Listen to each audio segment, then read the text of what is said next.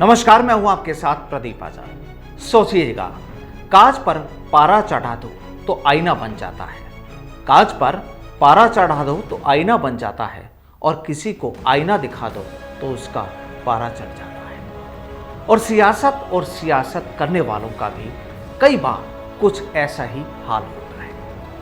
अब यूं तो आमतौर पर राजनीति करने वाली पार्टियां एक दूसरे पर इल्जामों की बारिश करती रहती है, लेकिन कई बार एक ही पार्टी के सियासतदान भी एक दूसरे से खफा हो जाते हैं और उसके लिए हमें ज्यादा दूर जाने की जरूरत नहीं। तस्वीर पिछले कुछ वक्त से राजस्थान में ही देख रहे हैं, लेकिन इस बार तमाम इल्जामों के बाद एक दूसरे को उंगली दिखाने वाले एक दूसरे के लिए खड़े नजर आ रहे हैं।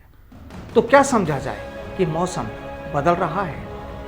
राजस्थान की सियासत में ये दोनों दिखावे में तो साथ नजर आते हैं, लेकिन इसकी हकीकत इनके अलावा आम आवाम भी जानती है।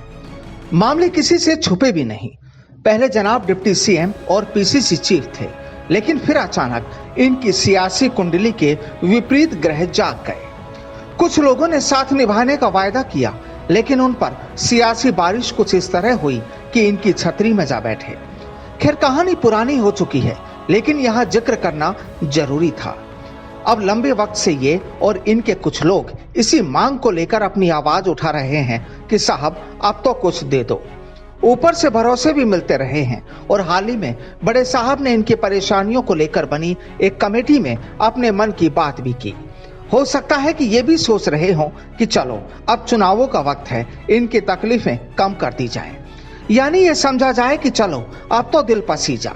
खैर, सियासत है, बंद कमरों में क्या होता है और फिर बाहर क्या तस्वीर होती है कोई नहीं जानता। लेकिन हाँ, इन साहब ने जरूर अपनी मंशा जता दी कि चाहे सियासी लड़ाई कितनी भी हो, लेकिन अगर घर में अपने बड़े की इज्जत पर कोई उंगली उठाए तो उसे बख्शना नहीं चाहिए। और जनाब ने किया भी ऐसा ही। दरअसल कल बुधवार को वल्लभ नगर में होने वाले उपचुनाव के प्रचार के लिए केंद्रीय मंत्री एसपी सिंह बाघेल पहुंचे थे। अपना भाषण शुरू किया और फिर सियासी भाषण में उन्होंने सूबे के मुखिया अशोक गहलोत साहब के लिए कुछ वो बातें कह दी जो शायद किसी के लिए भी ठीक नहीं थी। फिर कहा था कर्जे माफ करेंगे, हुए हो तो बताओ। 24 घंटे बिजली देंगे, दी हो तो बताओ। तो मैं कह रहा था कि 1000 झूठे, जोशी जी 1000 झूठे जिस दिन मरे होंगे उस दिन गहलोत जी पैदा हुए होंगे।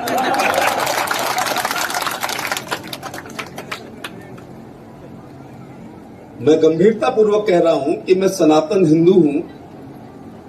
एक हिंदू के लिए जितना गीता और रामायण जी का महत्व है, एक सच्चे मुसलमान के लिए जितना कुरान शरीफ की आयतों का महत्व है, एक सच्चे सिख के लिए गुरु ग्रंथ साहब जी का जो महत्व है, एक सच्चे क्रिश्चियन के लिए नमस्कार जी जो बाइबल का महत्व है, बड़ी गंभीरता के साथ सुनो। किसी भी राजनीतिक दल के घोषणा पत्र को उसको अपने पवित्र पुस्तक के समान ही मानना चाहिए।